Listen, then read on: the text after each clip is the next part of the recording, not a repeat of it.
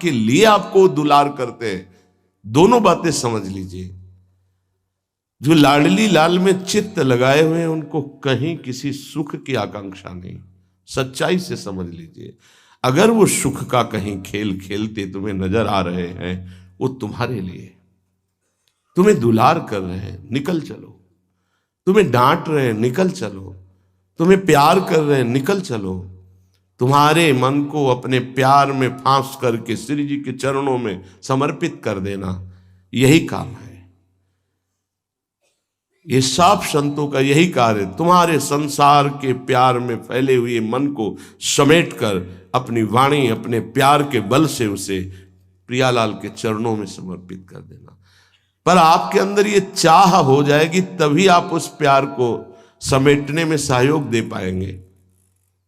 मुझे अब इस ब्रह्मा के रचे हुए माया से मुक्त होना है, पर आप तो इन्हीं खिलौनों में राजी हैं, और जब इन खिलौनों से मन को हटाने की बात कही जाती है तो आपको बुरा लगता है।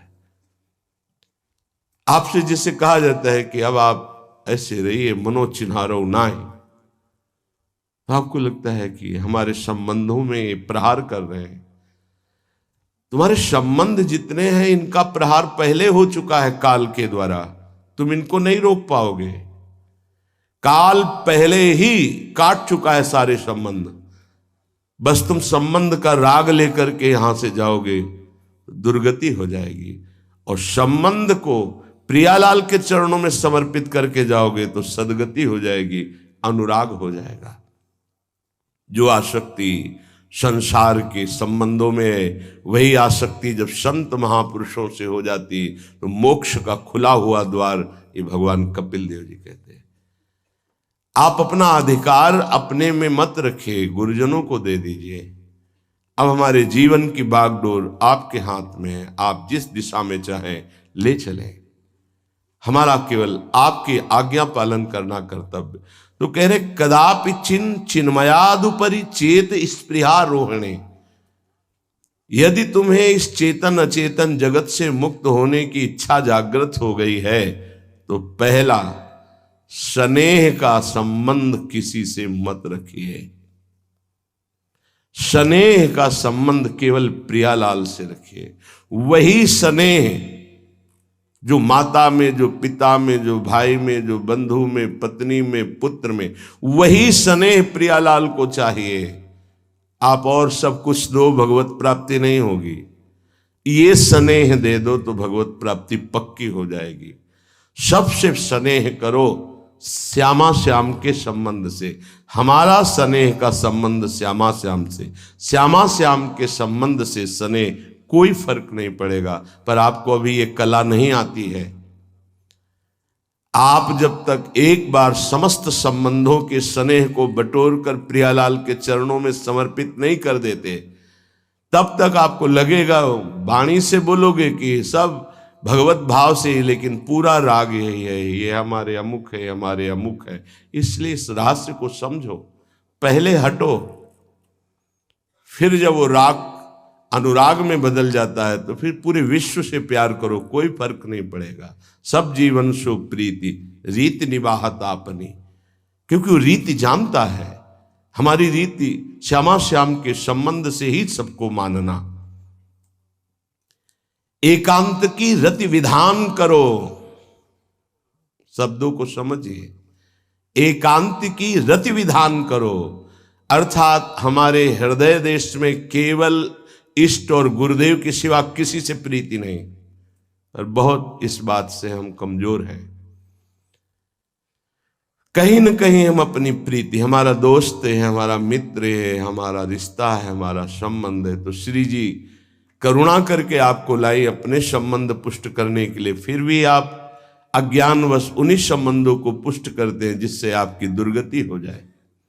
जो आपके, अरे एक हिरण के बच्चा के संबंध ने एक जन्म नष्ट कर दिया, फिर और किसकी बात करें। इसलिए एकांत की रति विधान करो।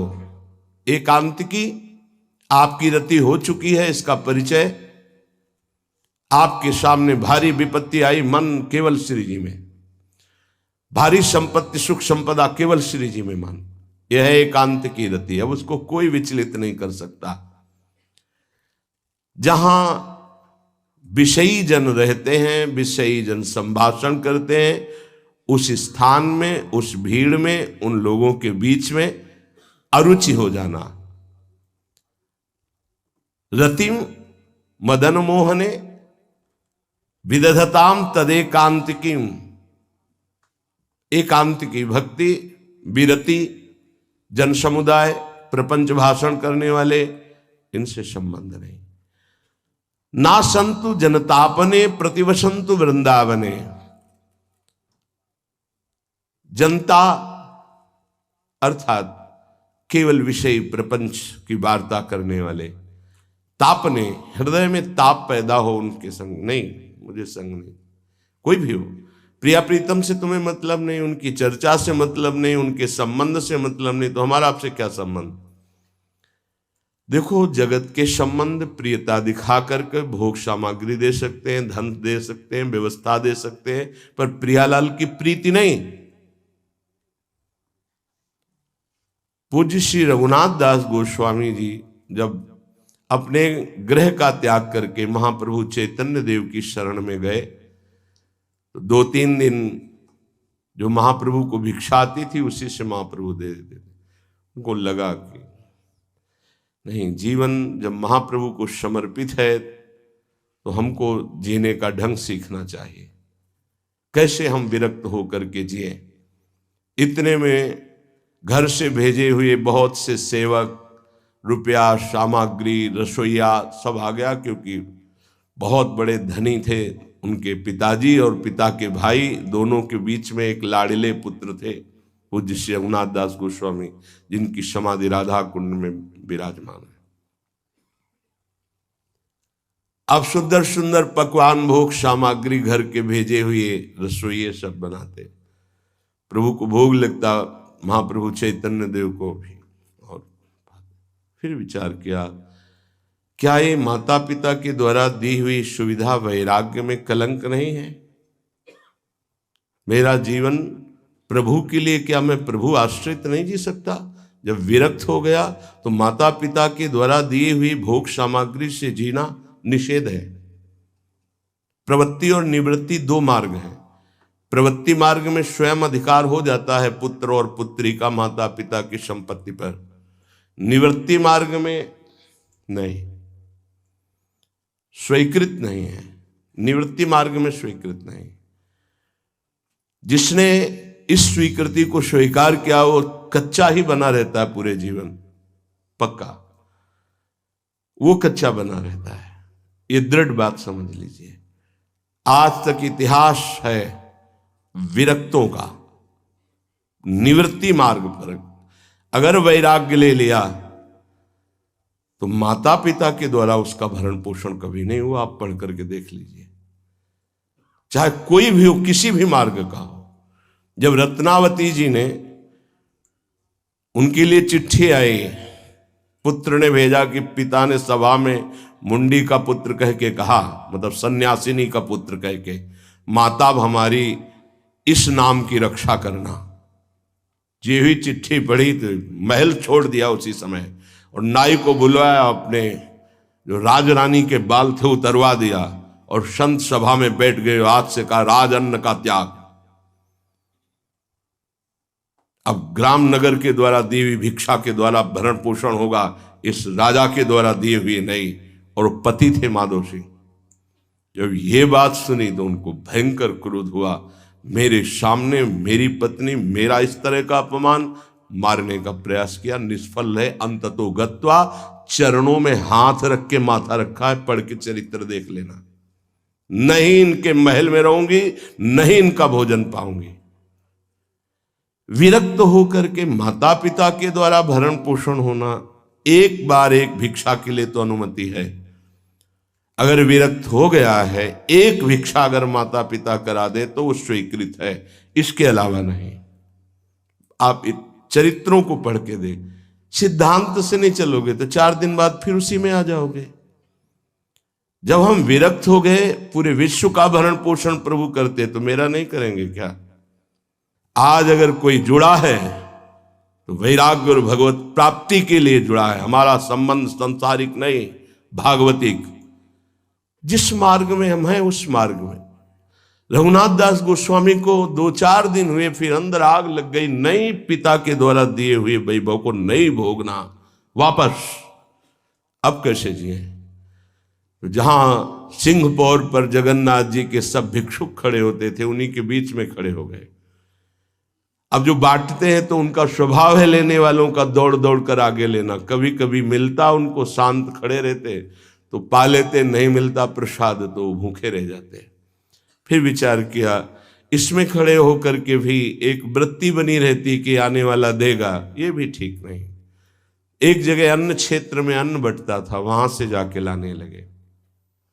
फिर विचार किया, विवेक धैर्य नहीं लेने देता। यार हम यहां कोई सेवा तो करते नहीं, क्योंकि भरपेट अन्न पाने का जिस क्षेत्र में अधिकार है तो वहां सेवा करना जरूरी। चाहे पोछा लगा दो, चाहे पत्तल फेंक दो, कोई सेवा वहां करनी चाहिए, तभी आपका वैराग्य सुरक्षित रहेगा, नहीं तो फिर ठीक नहीं है। वहां अन्य क्षेत्र में भी छोड़ दिया भोजन लेना।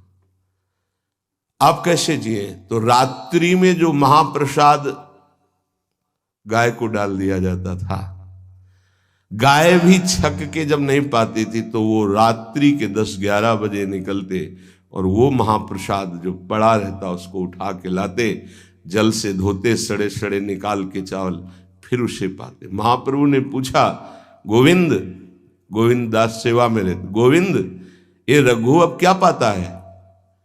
बोले प्रभु बहुत वैराग्य से रह रहे। बताया तो उनका, अच्छा ऐसा अमृत अकेले अकेले पाता है, हमको कभी निमंत्रण नहीं दिया, अब हम चुपके से छीन के पाएंगे। महाप्रभु चले रात्रि के जब वो कटोरे पे इतने से चावल सही निकाल कर पानने में लगे थे, पीछे से महाप्रभु गए से लिया। अरे प्रभु आपने, उनका इतना स्वादिष्ट अमृत पाता है और मेरे को कभी निमंत्रण नहीं दिया, निहाल कर दिया। उनके लिए आया सोवत हु रसना रटे राधा कृष्ण सुनाम। वो जब सोते थे तो उनकी जबान से राधा कृष्ण राधा कृष्ण राधा कृष्ण। ये इस मार्ग के पथिक। निवृत्ति मार्ग और प्रवृत्ति मार्ग में अंतर है, आप लोग इस बात को समझें। निवृत्ति मार्ग श्री जी के भरोसे का है, आप विश्वास कीजिए। जब इष्ट के भरोसे में है तो जिनकी पलक झपकते अनंत ब्रह्मांड रचना हो जाती, उनके लिए कोई ये बड़ी बात हो गई क्या? ये कोई बड़ी बात है उनके लिए? हम उनका भरोसा त्याग करके निवृत्ति मार्ग के हो करके और परिवार के द्वारा भरण पोषण हमारा हो, भाई ये तो नहीं समझ में आता। भरोसो दृढ़ इन चरणन के रो। निवृत्ति मार्ग तो निवृत्ति मार्ग, प्रवृत्ति मार्ग तो प्रवृत्ति मार्ग। प्रवृत्ति निवृत्ति, निवृत्ति में प्रवृत्ति, बहुत समझकर संभल कर चलना पड़ेगा। जो मार्ग भगवान ने बनाया उसके अनुसार। तो कह रहे न संतु जनता, तुम्हारा व्यवहार जनता से नहीं होना चाहिए। व्यवहार शून्य व्यवहार है, ध्यान रखना।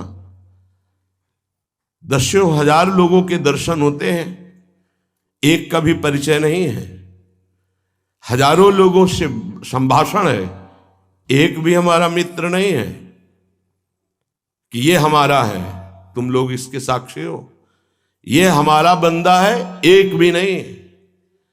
साफ श्री जी के हो, श्री जी से संबंध है, मैं सिर्फ एक नौकर हूं। श्री जी की बात आपको बता देता हूं, आपकी बात श्री जी को बता देता हूं। हमारे श्री जी, इसके सिवा कोई नहीं। एकांत की रति, जनता से संबंध रहित, श्री जी के संबंध से सब जीवन सो प्रीति। श्री वृंदावन में वह चिदानंद रस को प्राप्त होता है। यह है रहनी। वृंदावन इह विधि बसे, तज के सब अभिमान, तृणते नीचो आपको जाने सोई जान। ये समझ जाओ किस बात का आश्रय लिए हो। जिनको ब्रह्मांड रचने में सेकेंड नहीं लगा है, वो हमारी प्रियाजू के अधीन है। हमको कुछ अपनी व्यवस्था के विषय में सोचना, मानो शरणागति के विषय में आपको अविश्वास, कलंक है ये बात। हे, बिल्कुल भरोसे पे हो जाओ, फिर सामने देखो क्या होता है। बिल्कुल भरोसे पे हो जाओ। गुरुजनों ने कभी भी अन्य आश्रय नहीं होने दिया, कभी भी अन्य जगह जगह बचाते। वो जानते हैं कि अन्य आश्रय, धन का आश्रय, वस्तु का आश्रय, व्यक्ति का आश्रय, ये तुमसे सच्ची बताते हैं, गुरुजनों की कुछ बातें बाद में समझ में आती, पहले समझ में नहीं आती। केवल श्री जी का भरोसा रखो, जिसने आज दिया है वही कल देगा। जब गुरु जी को कोई कहता कि कभी काम में आ जाएगी ये वस्तु, रख लो, तो बोले इसी को मिटाने के लिए बाबा जी हुए हैं। जब कभी काम में आनी होगी तो तुरंत श्री जी भेजेंगे, हम इसको पहले से क्यों रखें। ये हमें चाहिए कि केवल श्री जी का आश्रय लेकर वृंदावन वास हो। देखना कितना आनंदित रहोगे। फिर रोना आता है, तुम्हारे आंसू फिर निकलेंगे। जब आप एकांत में होंगे, आपका कोई नहीं होगा और आपकी परिस्थिति विपरीत होगी, तब जो शरणागति होती है वही भगवत प्राप्ति कराती है। जब तक विपरीत परिस्थिति नहीं आएगी तब तक शरणागति परिपक्व नहीं होगी। बात लिख लीजिए, चाहे वो द्रौपदी जी हो, चाहे गजराज गजेंद्र जी हो, चाहे कोई भी हो, जब ऐसी विपरीत परिस्थिति आए कि कोई भी सहयोगी नहीं रह गया, तब शुद्ध शरणागति और भगवत साक्षात्कार।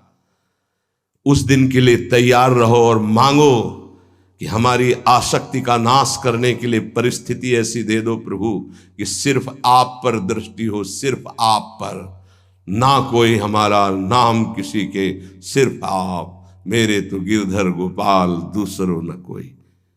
बात समझो, सत्संग की बात को समझो, परमार्थ की बात को समझो। तो जब कोई हमारे जीवन में प्रश्न आता तो जो नील चादर ओढ़े हुए विराजमान है, उनकी चादर की तरफ देखते, आकाश की तरफ, बाहर निकलकर आकाश की तरफ देखते। तत्काल उत्तर मिला है हमको, तत्काल भाग, यहां से भाग। झोला टांगा, रात्रि में भागे, जब भागे तब रात्रि में भागे। भागो भागो भागो, भागते भागते अब पायो परम विश्राम। अब वृंदावन, श्री वृंदावन विश्राम, सब सोहित निष्काम मत, श्री वृंदावन विश्राम।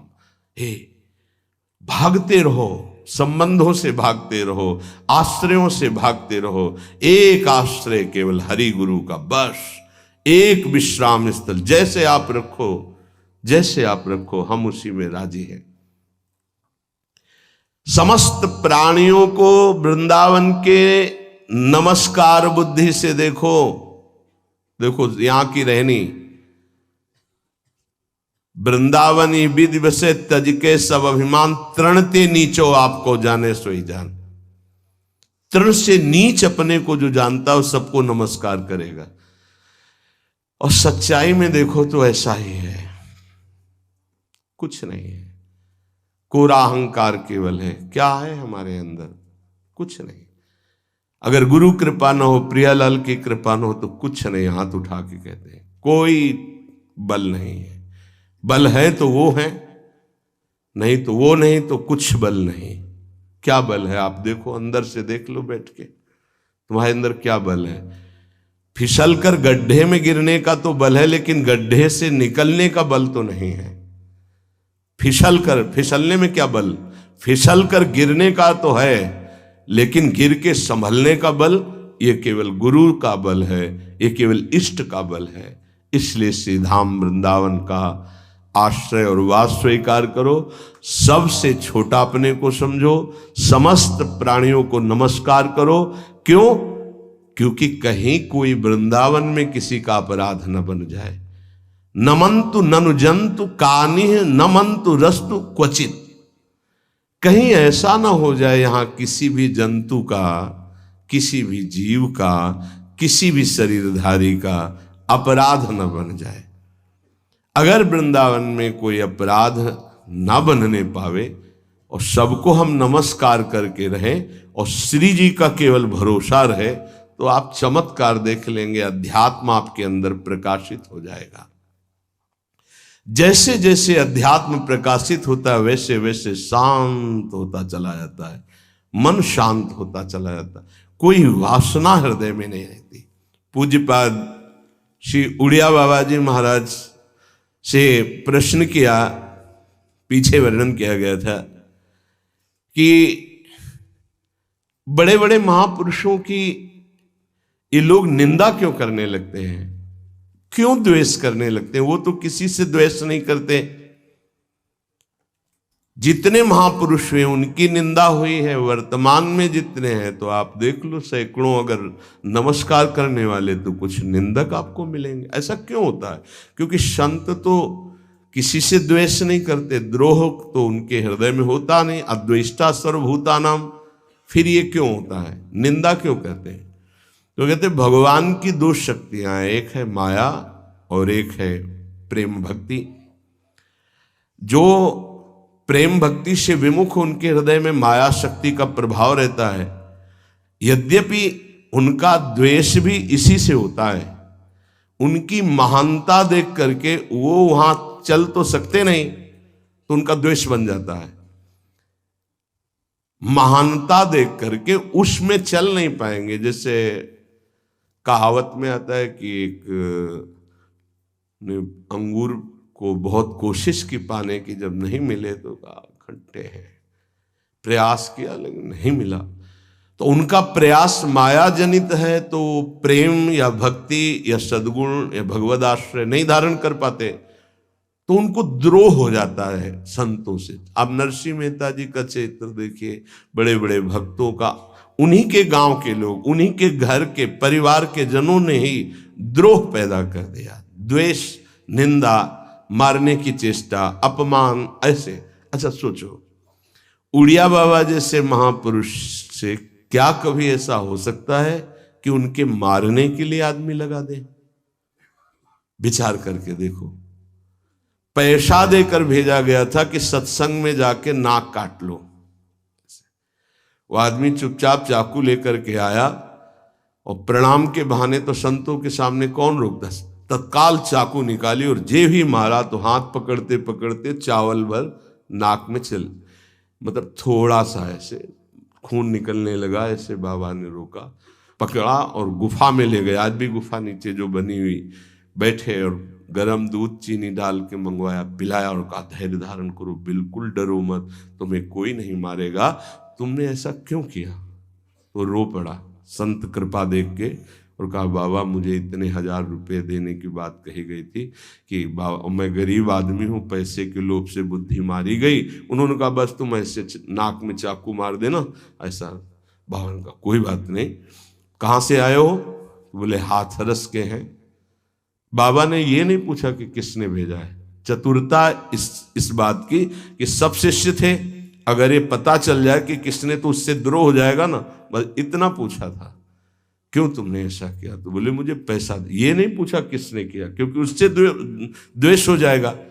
अपने शिष्यों से कहा शपथ है हमारी, इसे डांटना भी नहीं और हाथरस की बस में सुरक्षित बैठाल करके आओ, चलो जाओ। बोलो ऐसे महापुरुष को फिर बाद में लीला, द्वेष की हद हो गई, संसार द्वेष की सूली पे चढ़ा दिया, जहर पिला दिया। मेरा जी को जहर पिला दिया, प्रहलाद जी को क्या? क्यों ऐसा करते हैं लोग? बोले माया से आसक्त चित्त वाले जब भक्त को देखते तो उनके अंदर गाली देने का मन होता है, जलन पैदा होती, स्वभाव ऐसा स्वाभाविक है। उनके हृदय में इतना द्वेष पैदा होता है कि वो दुष्ट हृदय कैसे इनकी हानि हो, बस ये सोचते हैं कैसे इनकी। बड़ा विचित्र खेल है। इस संतों के साथ क्यों? पलटू बाबा को अयोध्या में झोपड़ी में ही आग लगा दी आसपास से, ऐसा क्यों होता है? तो बोलिए माया शक्ति कि जिसके हृदय में माया का प्रभाव, मलिन हृदय होता है, वो संतों से स्वाभाविक द्वेष करते हैं, जो कि द्वेष के पात्र नहीं है। वो किसी से वो द्वेष नहीं करते। एक संत आप चरित्र उठा करके देखो, संतों से द्वेष करने वाले प्रत्येक महापुरुष के जीवन में देखा गया कि द्वेष करने वाले, और कोई कोई तो उन्हीं के पार्षदों के रूप में द्वेष करने लगे, उन्हीं के पार्षद बनकर उनकी खिलाफत करने लगे और उन्हीं के पार्षदों के द्वारा उनको सूली पर चढ़ाया गया। बड़ा विचित्र माया का खेल है। इसी से वो भक्तों की निंदा करते हैं और भक्तों से द्रोह करके अपना सर्वनाश कर लेते हैं। तो क्या इससे बचा जा सकता है? यदि भगवान का नाम जप करने लगे, भगवान का आश्रय ले ले, तो दृष्टि बदल जाएगी। आप देख लेना, दृष्टि बदल जाएगी। नाम जापक सहृदय होता है, वो घोर पापी पर भी प्यार करता है। लोग समझते नहीं उनके हृदयों को। घोर पापी को भी वो प्यार करके भगवान से मिलाना चाहते हैं। यदि आप नाम जप करते हैं तो आप बच सकते हैं, नहीं संत द्रोह की वृत्ति अंदर पैदा हो जाएगी। ये माया है। ये जहां किसी महापुरुष का यश सुन तो वही निंदा शुरू कर देता है, क्योंकि माया उसका पतन कराती है और भक्ति उत्थान कराती है।